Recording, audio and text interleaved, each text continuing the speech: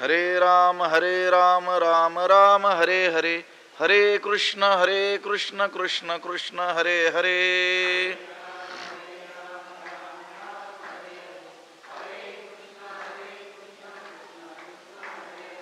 पुंडलीक वरदा हरिविठ्ठल श्री ज्ञानदेव तुकाराम. पंढरीनाथ भगवान की जय. माऊली ज्ञानेश्वर महाराज की जय. जगद्गुरु तुकाराम महाराज की जय.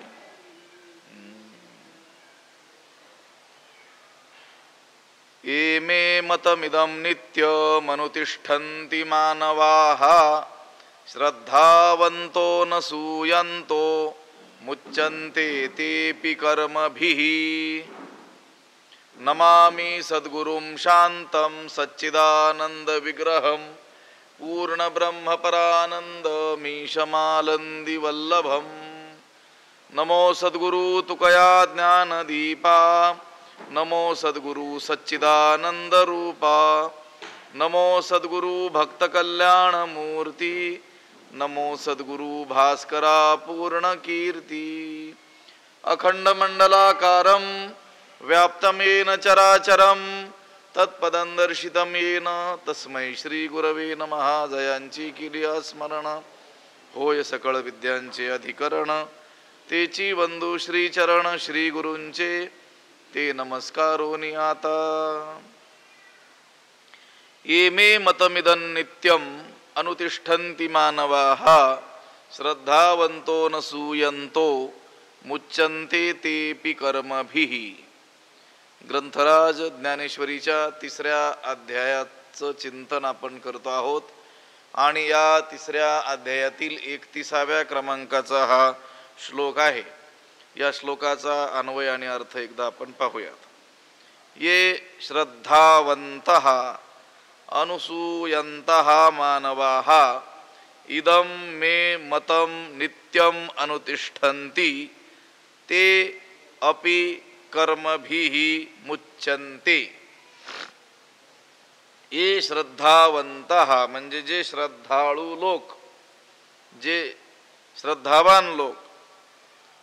अनसूयंतः म्हणजे असूया न करणारे, मत्सर न करणारे जे मानवा हा मनुष्य, जे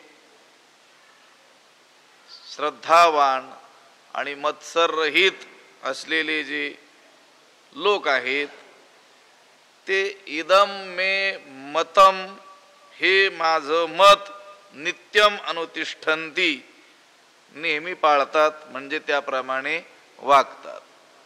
भगवंत म्हणतात जे लोक श्रद्धावान आहेत आणि मत्सर रहित आहेत असे जे लोक ते माझ्या या मताचं नित्य काय करतात, आचरण करतात, माझं मत पाळतात, त्याप्रमाणे वागतात. ते सुद्धा कर्मभिः मुच्यन्ते या कर्मापासून म्हणजे कर्मबंधनापासून मुक्त होतात.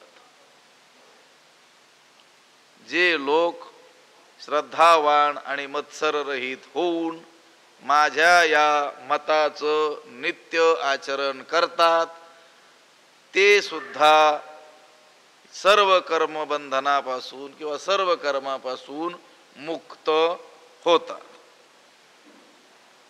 कोणत्या मताचं? 30व्या श्लोकामध्ये भगवंतानं आपलं मत सांगितलेलं आहे. काय मत सांगितलं?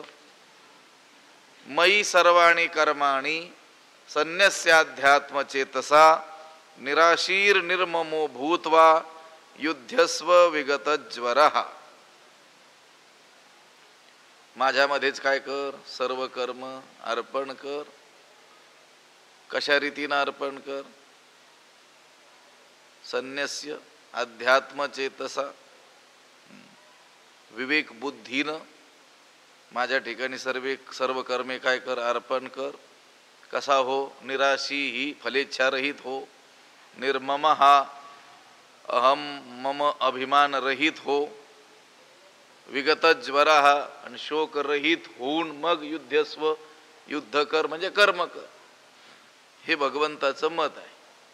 30व्या श्लोकात भगवंतानं आपलं मत सांगितलं 31व्या श्लोकात त्या मताचं जे अनुसरण करतात त्यांना काय लाभ होतो ते सांगितलं, आणि जे या मताचं आचरण करत नाहीत त्यांच्याविषयी 32व्या श्लोकात सांगितलं. 30व्या श्लोकात मत सांगितलं, 31व्या श्लोकात त्या मताचं अनुसरण करणारे जे लोक आहेत त्यांना काय लाभ होतो ते सांगितलं, आणि 32व्या श्लोकामध्ये जे या मताचं अनुष्ठान करत नाहीत, अनुसरण करत नाहीत त्यांच्याबद्दल बोललेलं आहे.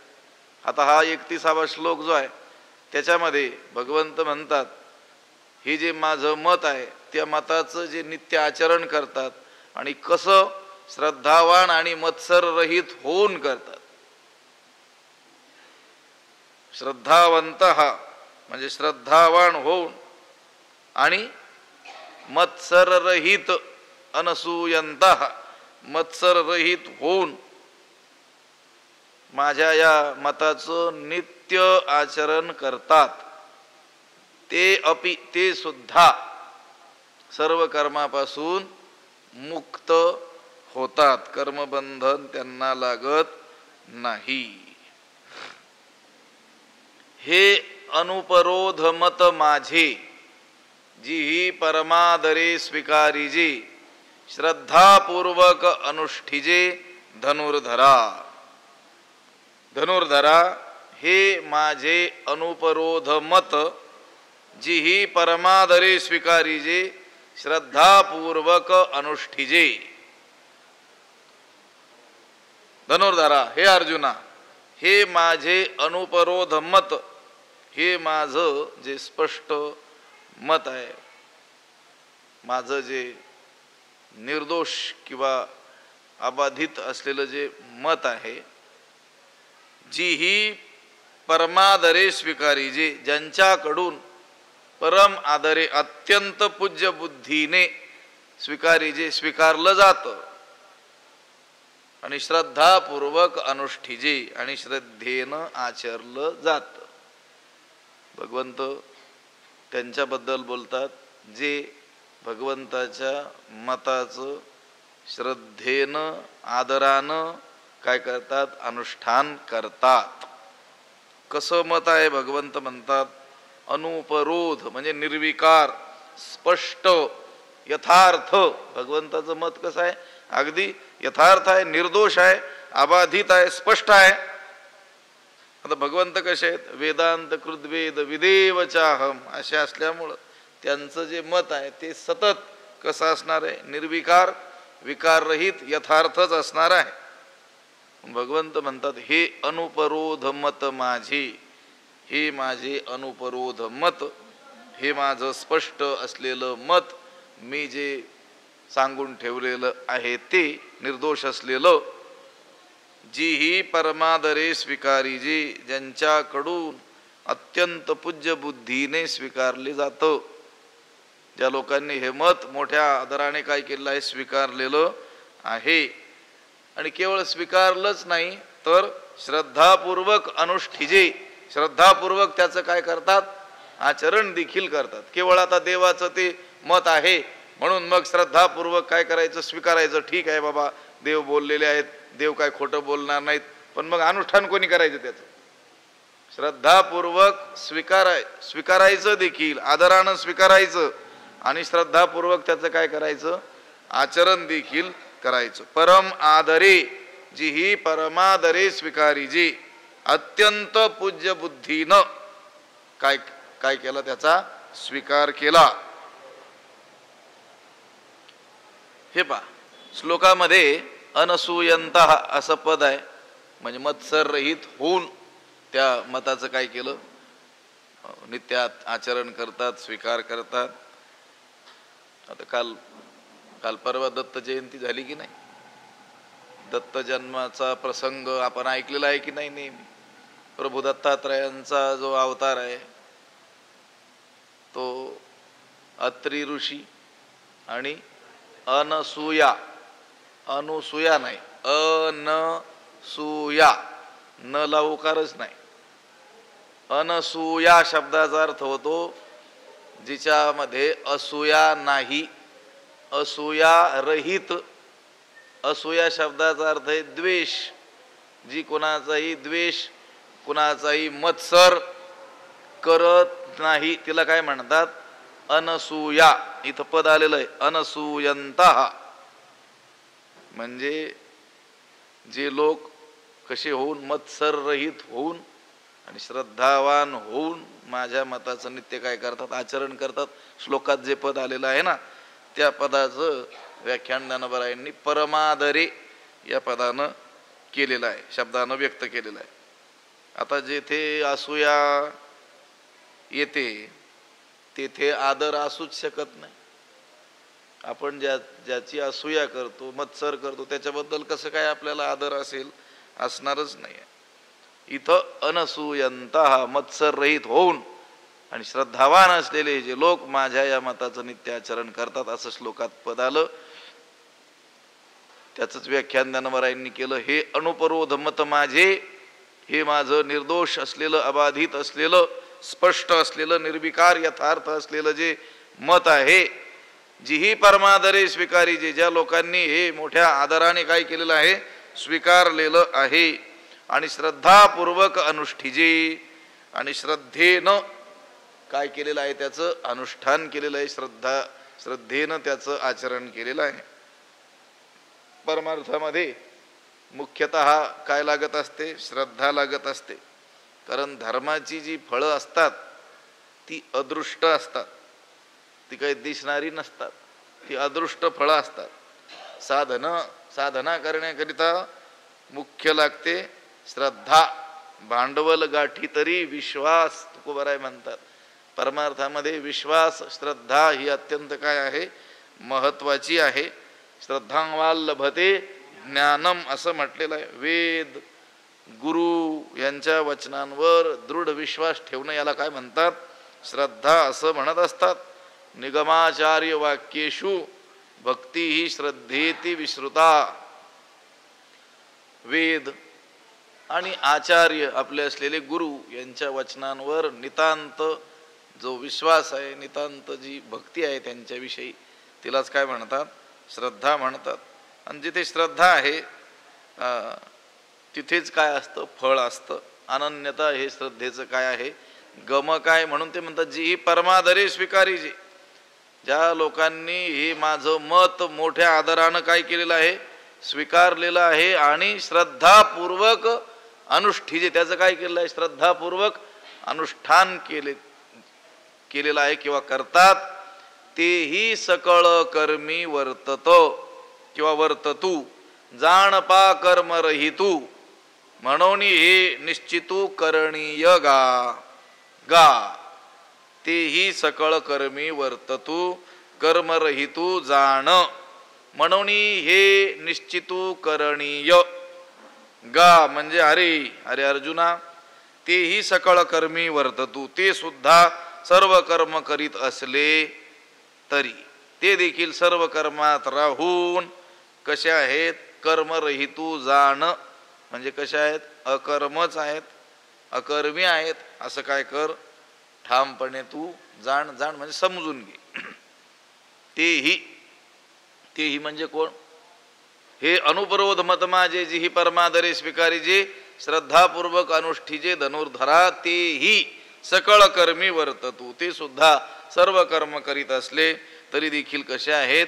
कर्मरहितच आहेत असं तू जाण. म्हणून हे निश्चितू करणीय, म्हणून हे माझं जे मत आहे ना, निश्चय करून आचरण्यास काय आहे? योग्य आहे.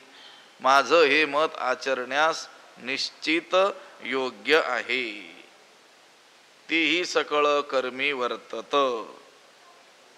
जाणपा कर्मरहित, ते सुद्धा कर्मरहित आहेत. सगळ्या कर्मात राहून सुद्धा कर्माचा लेप त्यांना लागू शकत नाही. जे हे माझं निर्दोष, स्पष्ट, यथार्थ असलेलं जे मत मी सांगितलं, त्या मताचा परम आदरानं, मोठ्या यानं काय आदरानं काय करतात? स्वीकार करतात आणि श्रद्धापूर्वक काय करतात? त्याचं अनुष्ठान करतात. जाणपा कर्मरहितू, कर्मरहितू म्हणजे निष्कर्मी, अकर्ता. हा जो कर्मयोगी पुरुष आहे, कर्तृत्व, मद आणि फलास्वाद टाकून ईश्वरार्पण बुद्धीनं काय करतो? कर्म करतो. म्हणून ती कर्म त्याला जन्म देण्यास कारणीभूत ठरत नाहीत. तो कर्मे करतोय पण ईश्वरार्पण बुद्धीनं करतोय. कर्तृत्व मद सोडून आणि फलास्वाद टाकून ती कर्मे करतोय. म्हणून ती कर्मे काय आहेत? निष्कर्मच ठरतात. एवं ईश्वरी जे जे अर्पे ते कर्म होय निर्धर्म. ईश्वरी जे अर्पे कर्म ते कर्म होय निधर्म. याची नाव परम नैष्कर्म्य निजसिद्धी. नाथ महाराजांनी म्हटलेलं आहे. नैष्कर्म्य सिद्धी, नैष्कर्म्य सिद्धी म्हणजे तरी काय? ईश्वराला जे जे कर्म आपण काय करतो, अर्पण करतो, ते कर्म काय होतं ते म्हटले निर्धर्म, निष्कर्मच. याची नाव परम नैष्कर्म्य निजसिद्धी. यालाच परम नैष्कर्म्य सिद्धी म्हणायची. कर्म करूनही त्या कर्माचा कोणत्याही प्रकारचा लेप न लागणं यालाच नैष्कर्म्य सिद्धी असं म्हणतात. ब्रह्मण्याधाय कर्माणि संगम त्यक्त्वा करोति यः लिप्यते न स पापेन पद्मपत्रमिवांभसा. त्याला त्या कर्माचा लेप तर लागत नाहीच, परंतु त्याला मोक्षाची देखील काय होते? प्राप्ती होते. तेही सकळ कर्मी वर्ततु जाणपा कर्म रहितू म्हणून हे निश्चितू करणीय गा. जे जे महात्मे आहेत त्यांना तर कर्माचा लेप लागणार नाहीच, पण भगवंत म्हणतात मी माझं जे मत सांगितलेलं आहे त्या मताचा आदर करून श्रद्धापूर्वक जर कोणी अनुष्ठान करील तर मुच्यंते तेपि कर्म भी, ते सुद्धा या कर्मबंधनापासून काय होतील? मुक्त होतील.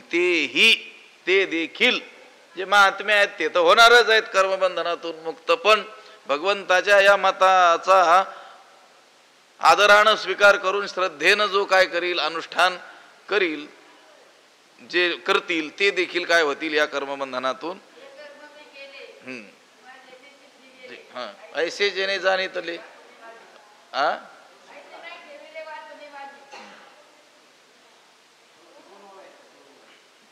दोन एकत्र झाले.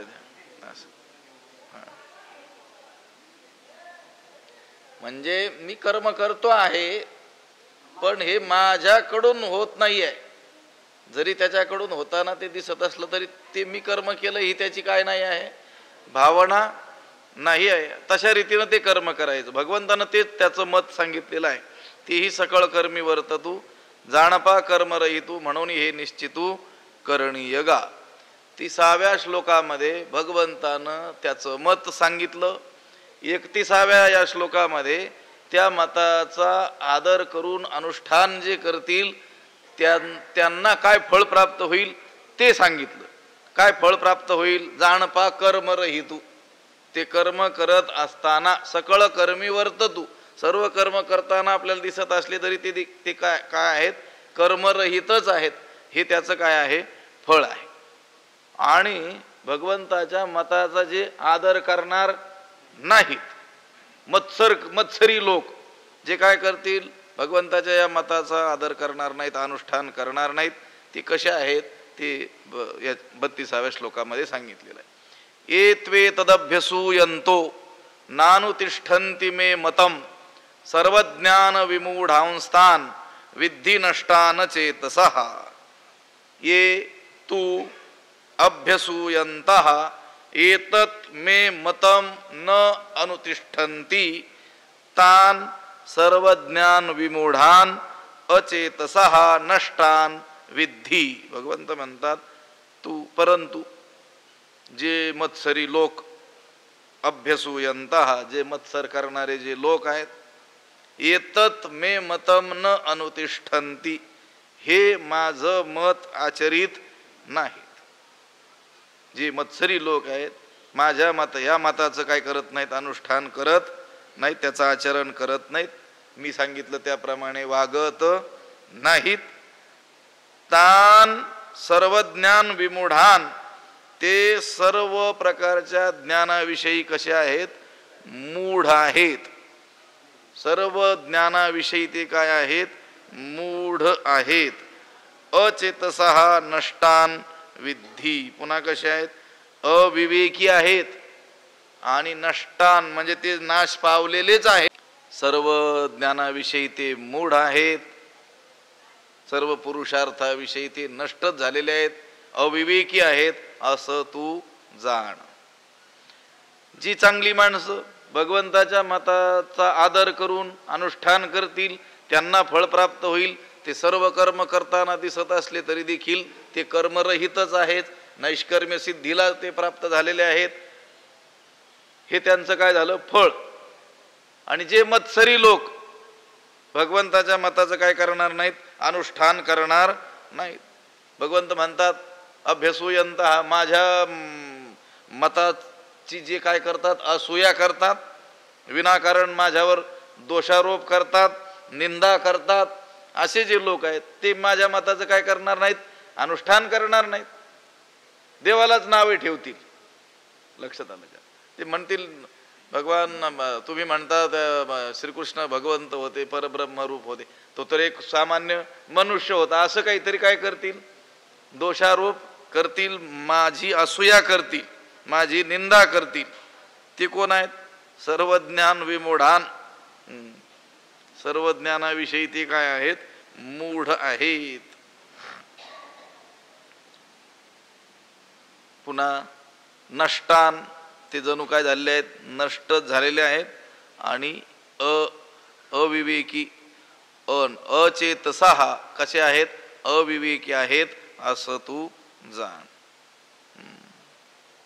आता त्यांना हे भगवंत म्हणतात मी जे मत सांगितलेलं आहे त्या माझाच ते द्वेष करतात, माझा मत्सर करतात, त्यामुळं या माझ्या मताचं अनुष्ठान करत नाही, त्याप्रमाणे वागत नाहीत. ते कोण आहेत? सर्व ज्ञानाविषयी मूढ आहेत, अविवेकी आहेत, नष्ट झाल्यासारखेच आहेत.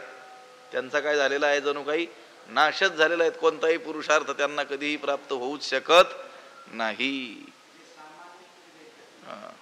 हे त्याच्यावरच उभे आहेत, हे त्याच्यावरच उभे आहेत. हे काय? नातरी प्रकृतिमंत होऊनी, इंद्रिया लळा देऊनी, जे हे माझे मत अभेरुनी ओसंडिती.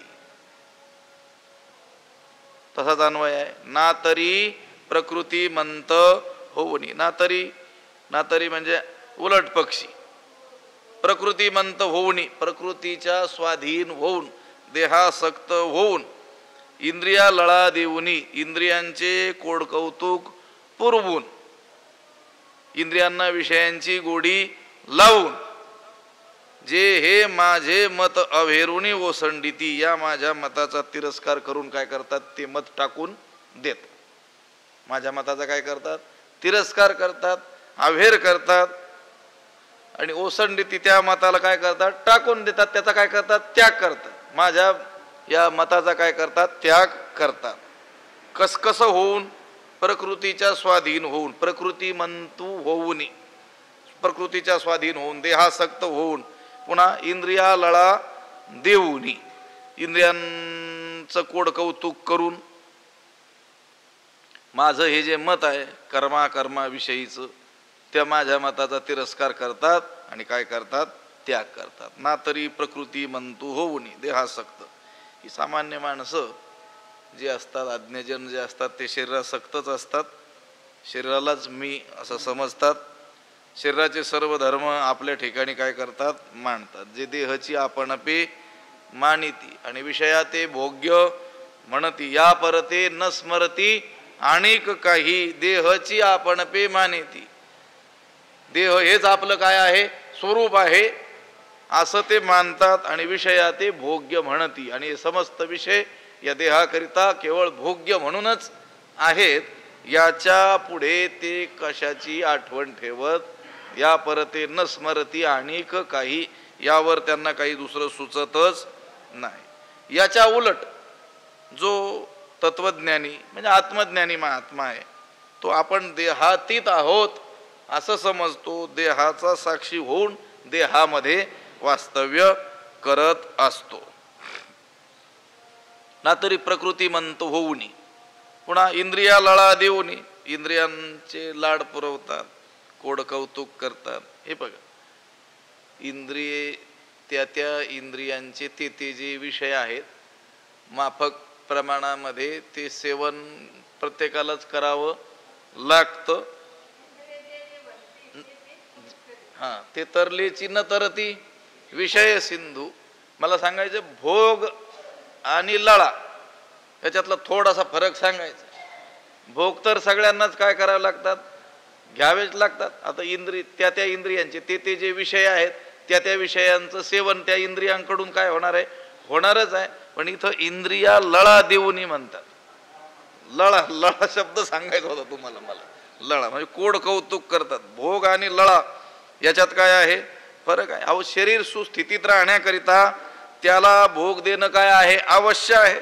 युक्त आहार विहार म्हटलंय की नाही, पण युक्त म्हटलंय ना, युक्त म्हटलेलं आहे. पण वाजवीपेक्षा जास्त भोग त्याला देणं त्याची गणना लाडात होत असते. लाड कशाला म्हणायचं, प्रमाणाच्या बाहेर वाजवीपेक्षा अधिक भोग त्या इंद्रियांना देणं त्याला काय म्हणतात, लाड म्हणतात, लळा म्हणतात. इथं म्हटलं इंद्रिया लळा देऊनी कोड कौतुक, इंद्रियांचे कोड कौतुक पुरविल्याने मनुष्य पतित होतो आणि अंत्य अधोगतीला जात असतो. अहो, आता विषय पाहून आलो की नाही, तैसी प्राप्ती ही पुरुषे, इंद्रिय लाळलेली जरी कौतुके तरी आक्रमेला देख दुःखे संसारिके. प्राप्ती ही दुसऱ्या अध्यायात बघून आलो की नाही विषय. प्राप्त झालेला पुरुष सुद्धा जर तो त्या इंद्रियांचं काय करील, कौतुक करील, कोड कौतुक पुरविल, तरी आक्रमीला देख दुःखे संसारिके, संसारिके दुःखे आक्रमीला देख, तरी संसारिक दुःखांनी काय होईल, तो घेरला जाईल.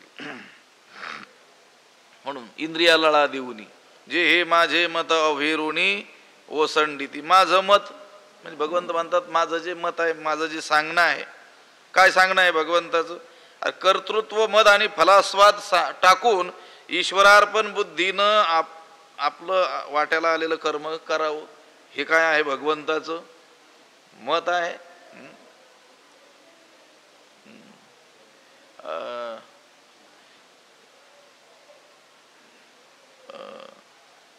कर्मे करावी हा सांगू निरोपू माझा. सुरुवात काय त्याची,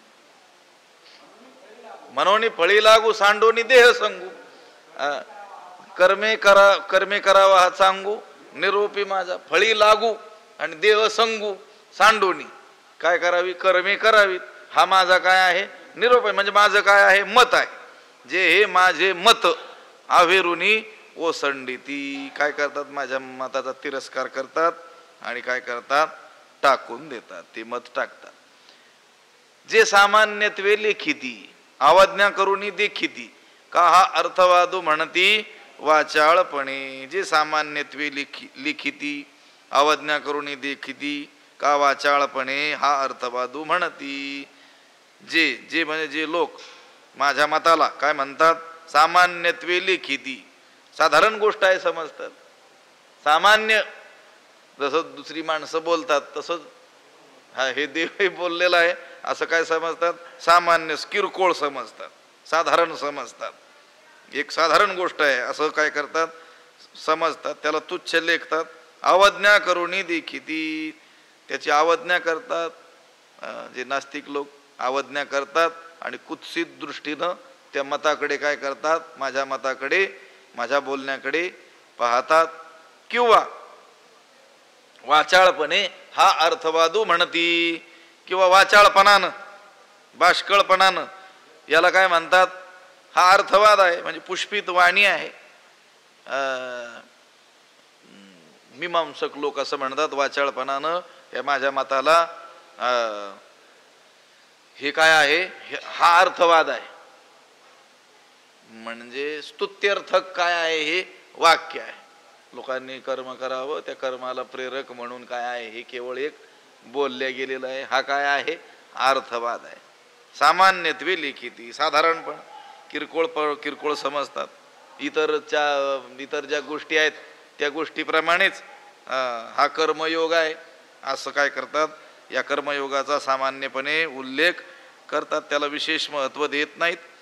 अवज्ञा करून देखिती, अनादरानं, तिरस्कारानं, तुच्छतेनं काय करतात, पाहतात. हे मत कोणाचं, कृष्णाचं ना, हो असू द्या, कृष्ण म्हणजे कोण?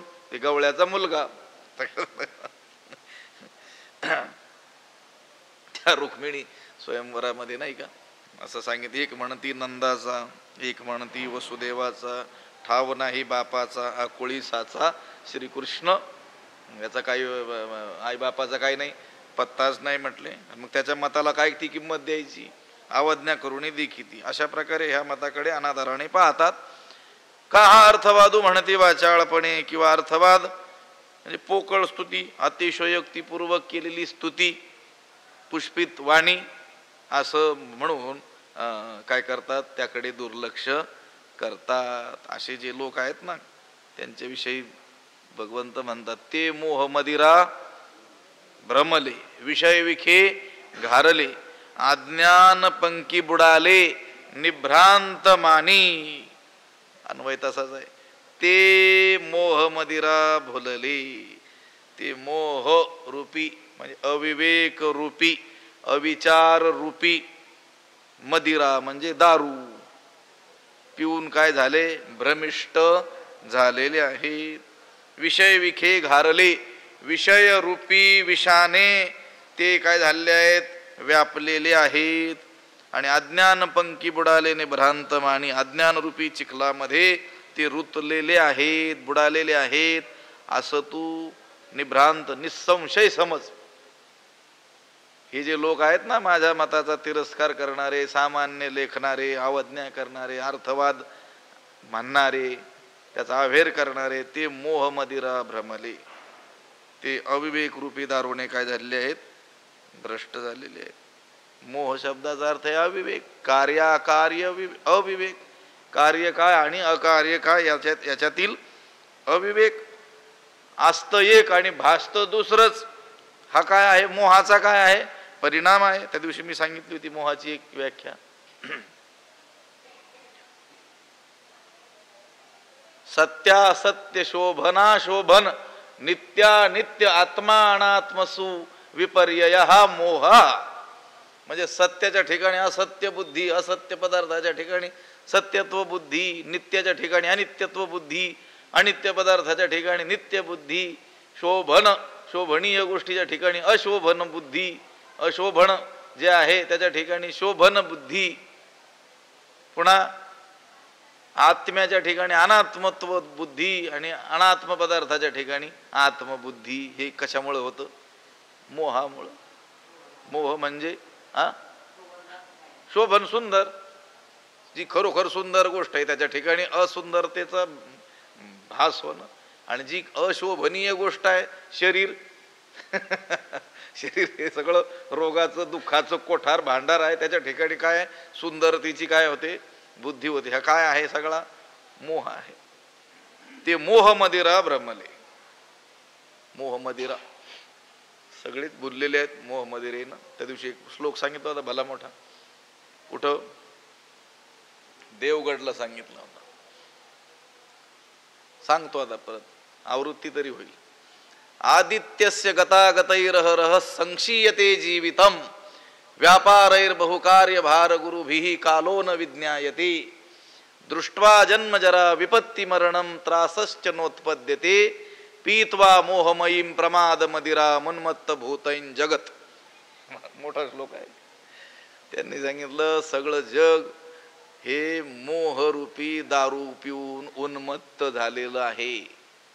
त्यामुळं यांना हे पुढं दुःख असूनही दिसत नाही. दृष्ट्वा जन्म जरा विपत्ती मरणम त्रासश्च नोत्पद्यते, त्याचा काही त्रासच वाटत नाही. दुःख पाहूनही, जन्म जरा विपत्ती मरण हे सगळं पाहूनही काही त्रास उत्पन्न होत नाही. म्हणजे विवेक किंवा त्या वैराग्य उत्पन्न होत नाही. हे सगळं कशामुळं घडतं म्हटले? हे मोहरूपी ते मोहरूपी अगत्य सेवने घडे पंकीचे किडे काय चिळसी घेते. हे मोहरूपी मदिरा पिऊन हे काय झाले म्हटले? उन्मत्त झाले. नाही का? लोक दारू पितात आणि उन्मत्त होतात आणि त्यांना समोर काहीच दिसत नाही, आपलं कर्तव्य काय आहे याचं भान राहत नाही.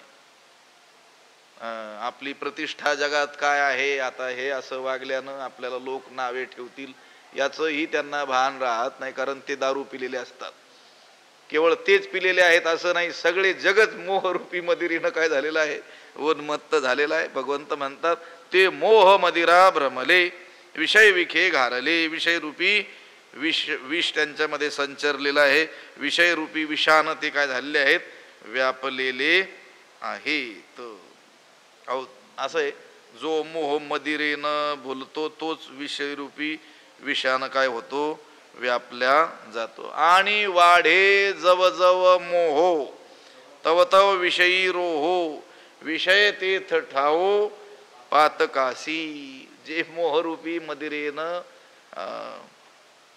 काय होतात, भ्रमले भ्रमिष्ट होतात, तेच विषयरूपी विषानं काय होतात, व्यापले जात असतात. विषयाला काय म्हटलेलं आहे, विष म्हटलेलं आहे.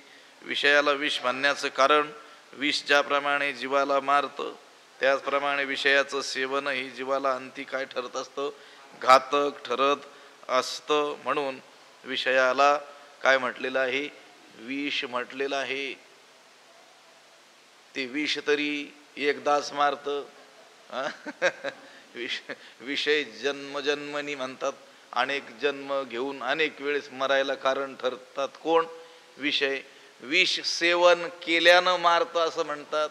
विषय केवळ स्मरणानं देखील काय करून टाकतात, नाश. ध्यायतो विषयान पुंसा संगस्तेषु. तिथपासून अगदी विनश्यतीपर्यंतचा प्रवास त्या विषयांच्या केवळ स्मरणानं होतो. म्हणून विषय हे विषयापेक्षा देखील काय आहेत, अधिक मारक आहेत. विषय विखे घारले. अज्ञानपंकी बुडाले निभ्रांत माणी. अज्ञान रूपी चिखलात ते बुडालेले आहेत असे तू निसंशय समज. देखे शवाच्या हाती दिधले जैसे का रत्न वाया गेले.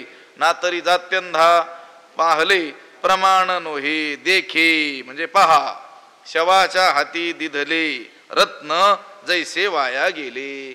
शवाच्या म्हणजे प्रेताच्या हाती दिधले, हातात दिलेले रत्न जैसे वाया गेले, ज्याप्रमाणे व्यर्थ जातं.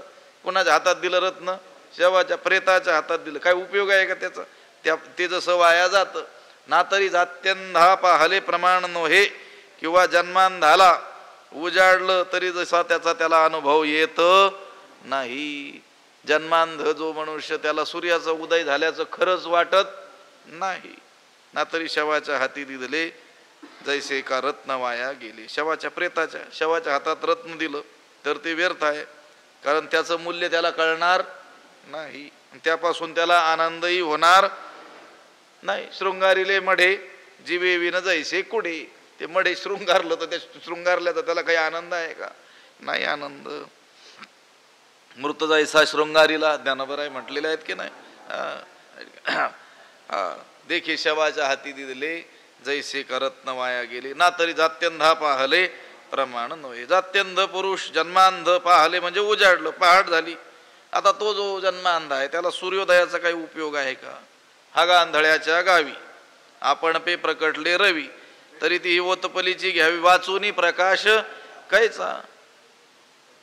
ना तरी जात्यंधा पाहले प्रमाण नव्हे. आणखी उदाहरण, का चंद्राचा उदय जैसा उपयोगा नवचे वायसा. मूर्खा विवेकू हा तैसा रुचेल ना.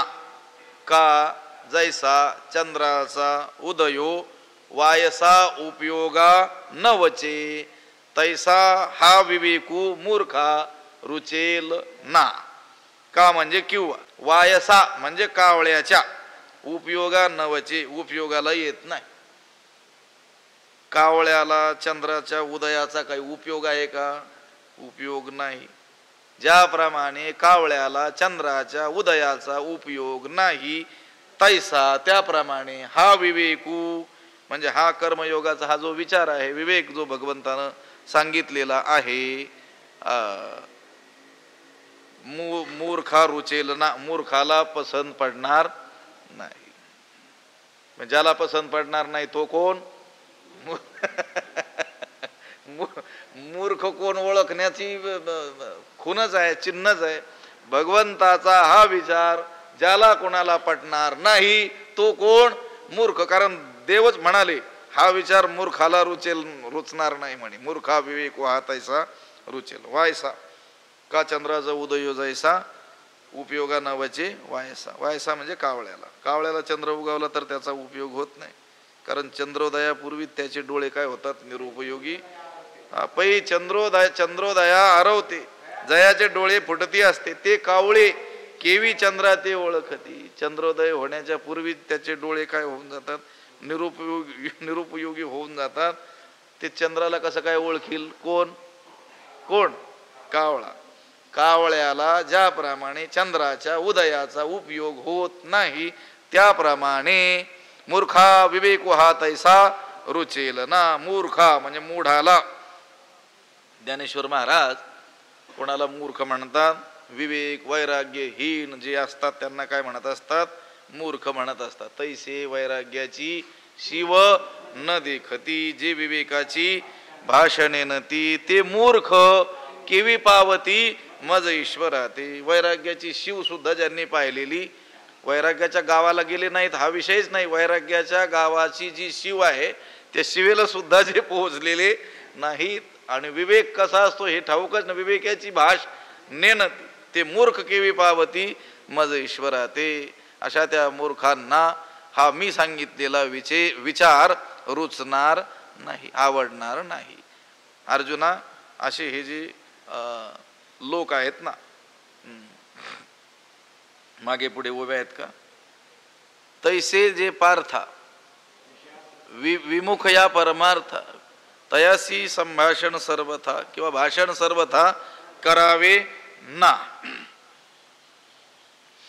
हे पार्था, तैसे जे या परमार्था विमुख तयासी भाषण सर्वथा ना करावे.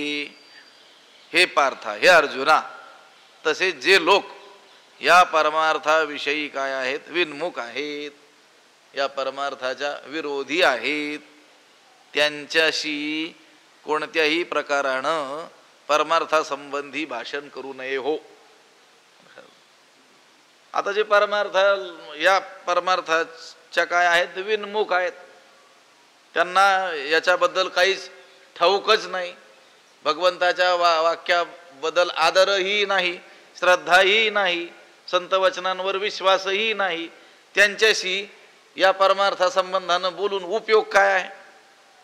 पण त्यांच्याशी भाषण सर्वथा करावे ना. म्हणजे परमार्थासंबंधानं बरं का, व्यवहाराचं बोलायचं असलं तर बोलून घ्या. व्यवहार बंद पडेल ना. आता समजा आता आपला जो नित्याचा जो व्यवहार आहे या जगातला, आता अनेक लोकांशी आपला व्यवहार येतो, त्याच्यातील सगळ्याच जणांना परमार्थाचं ज्ञान असतं असं नाही ना. आपण जर ह्या ओवीचा अर्थ असा घेतला की त्यांच्याशी बोलायचंच नाही, मग आता दुकानदाराकडे आपण गेलो, त्याला जर याचं ज्ञान नसेल तर मग कसं काय जमेल? परमार्थाचं बोलायचं नाही त्याच्याशी. लक्षात आलं? त्याला सांगण्याच्या भानगडीत पडायचं नाही, कारण तो कसा आहे, अविश्वासी असल्यामुळं त्याला सांगून काहीच उपयोग होणार नाही. तैसे जे पार्था विन्मुख या परमार्था तयासी भाषण किंवा संभाषण सर्वथा करावे ना. म्हणून ते न मानिती आणि निंदा ही करू लागती. सांगे पतंग काय साहाती प्रकाशाते, म्हणून ते न मानिती आणि निंदा ही करू लागती. पतंग प्रकाशाते साहाती काय सांगे, म्हणून ते न मानिती. ते माझ्या मताला मानत नाहीत, किंमत देत नाहीत, मान देत नाहीत आणि निंदाही करू लागती. शिवाय काय करतात? निंदाही करतात, निंदा देखील करतात. आता हे कसं असं घडू शकतं? माझ्या मताला मान देत नाहीत, वरून काय करतात? निंदाही करतात. भगवंत म्हणतात त्यात काय आश्चर्य वाटण्याचं काही कारण नाही. कारण पतंग प्रकाशाते साहाती काय, पतंग प्रकाशाला सहन करू शकतो का? सांग बर. जो पतंग आहे तो प्रकाशावर काय करतो? झडप घालतो.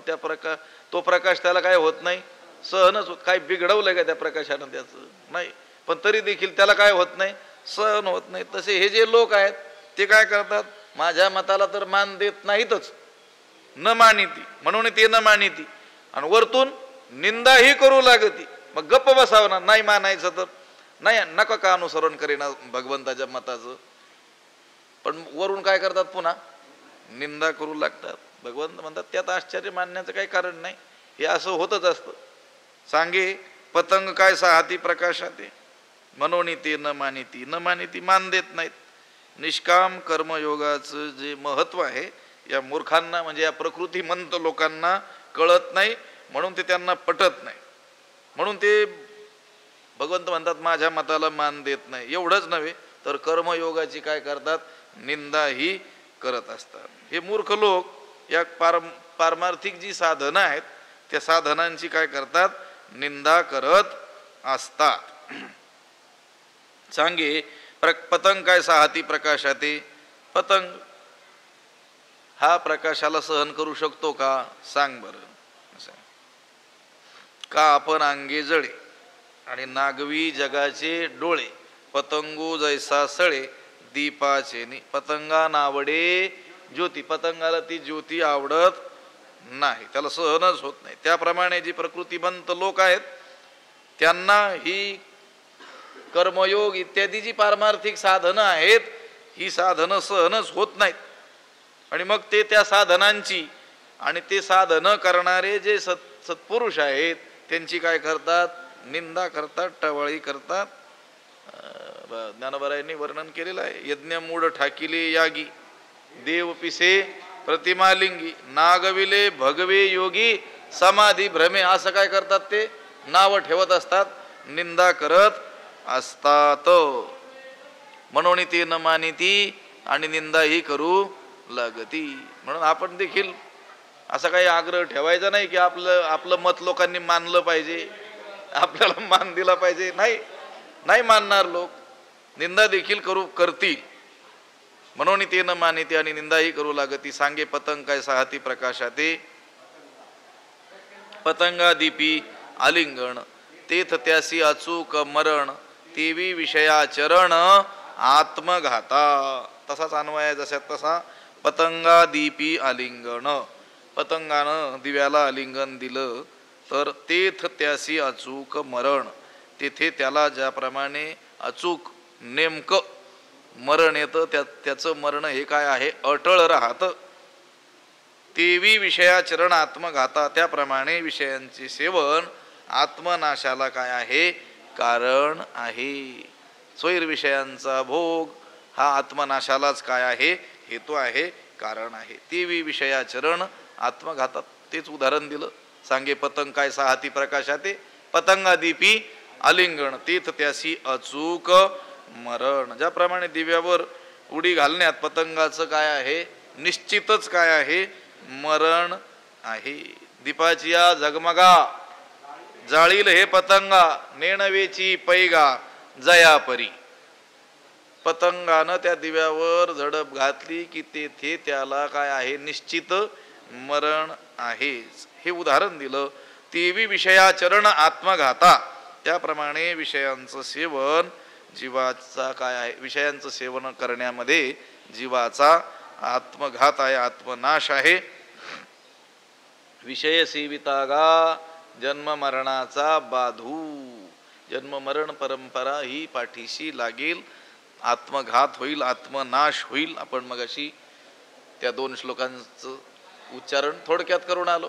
ध्यायतो विषयान पुंसाह, त्या विषयांचं केवळ ध्यान, स्मरण, आठवण थोडीशी जरी हृदयामध्ये त्यांची स्मृती जागृत झाली तरी देखील तैसे विषयाचे ध्यान जरी विपाये वाहे मन, तरी येसणे हे पतन गिवसीत पाय. विपाय थोडंसं जरी त्या विषयांचं काय झालं, स्मरण झालं, ध्यान केलं तरी येसणे हे पतन गिवसीत पावे.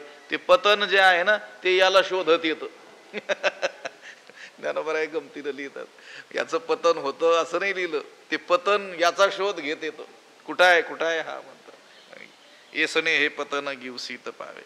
मग जर विषयांच्या थोड्याशा स्मरण मात्रानं जर पतन होत असेल तर विषयांचं सेवन केलं असता तो अधोगतीस जाईल, यात मुळीच शंका नाही. तुकोबाराय म्हणतात की नाही, विषयांचे लोलिंगत पुढे फजित होतील किंवा ते फजित होतील. तेवी विषयाचरण आत्मघाता पतंगादीपी आलिंगण तीथ त्यासी अचूक मरण तेवी विषयाचरण आत्मघाता. या ठिकाणी 32व्या श्लोकाचं भाष्य संपलेलं आहे. 33वा श्लोक आणि त्याच्यावर असलेलं ज्ञानवरायांचं भाष्य त्याचा विचार उद्या करूयात. पुंडलीक वरदा हरिविठ्ठ श्री ज्ञानदेव तुका पंढरीनाथ भगवान की जय. माऊली ज्ञानेश्वर महाराज. विठ्ठल विठ्ठल विठ्ठल विठ्ठल. पुंडलीक वरदा हरिविठ्ठल श्री ज्ञानदेव तुकाराम पंढरीनाथ भगवान की जय. माऊली ज्ञानेश्वर महाराज. आता विश्वात्मके देवे येणे वाग्यज्ञे तोषावे तोषोनी मज द्यावे पसायदाने. जे खळांची व्यंकटी सांडू भूता परस्परे पडो मैत्र जीवांचे दुरितांचे तिमिर जावो विश्व स्वधर्म सूर्ये पाहो. जो जे वांछील तो ते लाहो प्राणीजात वर्षत सकळ मंगळी ईश्वर निष्ठांची मांदियाळी. अनवरत भूमंडळी भेट तुया भूता चला कल्पतरूंचे आरव चेतना चिंतामणीचे गाव. बोलते जे अर्णव पियुषांचे चंद्रमे जे अलांछन मारतंड जे तापहीन ते सर्वाही सदा सज्जन सोय रे होतू. किंबहुना सर्व सुखी पूर्ण होवणी तिही लोकी भजिजो आदि पुरुखी अखंडित आणि ग्रंथोपजीविये विशेषी लोकी इये. दृष्टादृष्ट विजये होवा वेजी एथ म्हणे श्री विश्वेश्वरावो हा होईल दान पसावो. येणे वरे ज्ञानदेवो सुखिया झाला येणे वरे ज्ञानदेवो सुखिया झाला येणे वरे ज्ञानदेवो सुखिया झाला. पुंडलीक वरदा हरिविठ्ठल श्री ज्ञानदेव तुकाराम पंढरीनाथ भगवान की जय. माऊली ज्ञानेश्वर महाराज. जगद्गुरु तुकाराम महाराज. शांती ब्रह्म एकनाथ महाराज. सद्गुरु बंशी महाराज की. सद्गुरु जोग महाराज की जय.